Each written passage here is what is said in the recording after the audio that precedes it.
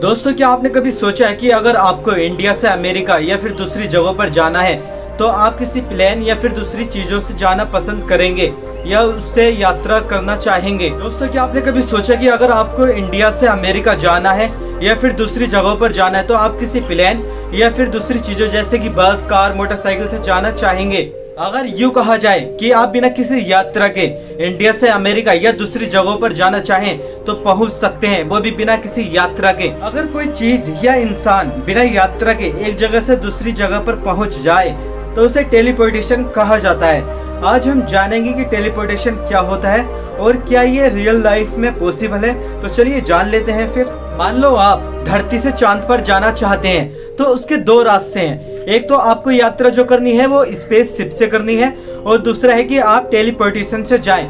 पर क्या ये टेलीपोर्टेशन ह्यूमन लाइफ में अभी पॉसिबल है? कि ये ह्यूमन बॉडी पर वर्क करेगा? तो चलिए जानते हैं। टेलीपोर्टेशन साइंस के अनुसार अगर किसी इंसान को टेलीपोर्ट करना हो तो पहले उस इंसान के शरीर के सभी अंगों के एटम्स को अलग अलग करना होगा। मतलब शरीर के करोड़ों टुकड़ों में बांटना होगा, एटम्स के बराबर छोटे टुकड़ों में बांटना होगा।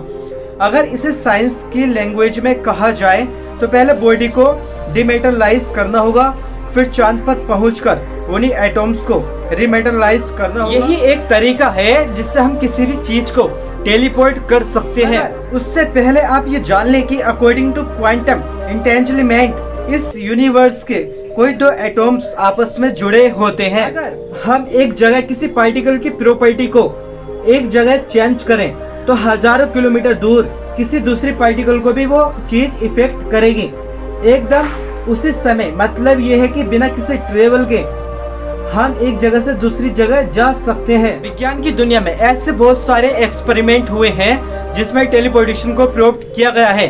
बहुत सी साइंस लैब में भी छोटी दूरी तक फोटोन्स को भी टेलीपोर्ट किया गया है। फोटोन वो पार्टिकल्स होते हैं जिनसे लाइट प्रोड्यूस होती है। साइंटिस्ट ने 2012 में फोटोन्स को 143 किलोमीटर तक टेलीपोर्ट किया था।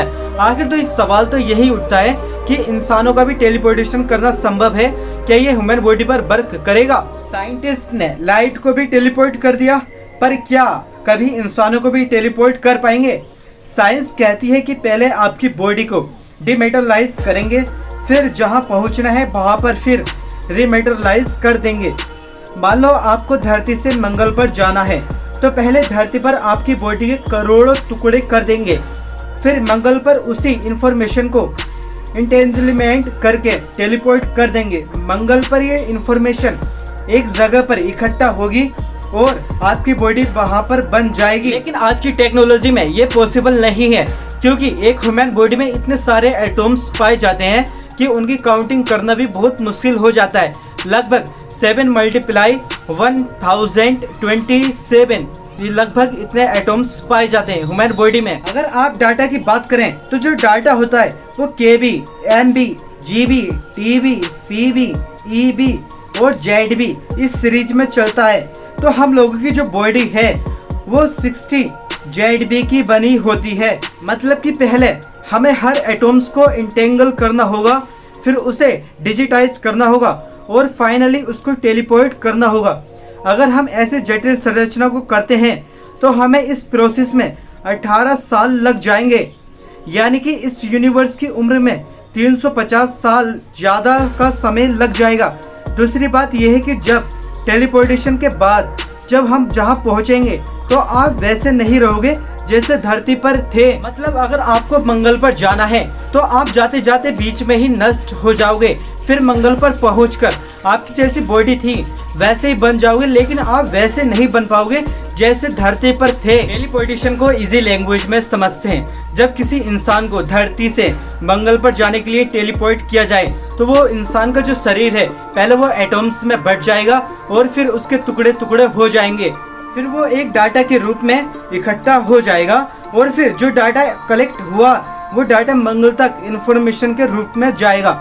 जैसे कि हम फोन पर बात करते हैं तो हमारी आवाज निकलकर दूसरे फोन में जाती है। आपकी आवाज की इंफॉर्मेशन डाटा के रूप में जाती है, जो दूसरा फोन उस इंफॉर्मेशन को फिर से आवाज के रूप में बदल देता है। इसी तरह आपकी बॉडी डाटा के रूप में जाएगी, उसकी इंफॉर्मेशन मंगल पर पहले से ही कलेक्ट होगी, फिर वहाँ पर जो मशीनें होंगी वो उस डाटा की इंफॉर्मेशन से बॉडी का निर्माण करेंगी। स्पेस में जाकर ह्यूमन बॉडी तो बन जाएगी, लेकिन ये कंफर्म नहीं है कि वो जिंदा रहेगा या नहीं, इसका कोई पता नहीं है, क्योंकि इंसान की जो संरचना है वो बहुत ही ज्यादा जटिल है और ये इतना आसान भी नहीं होगा क्योंकि वो स्पेस में जाकर जिंदा रहे। इसलिए आज की टेक्नोलॉजी को देखते हुए ये कहना मुश्किल है कि टेलीपोर्ट करना पॉसिबल है।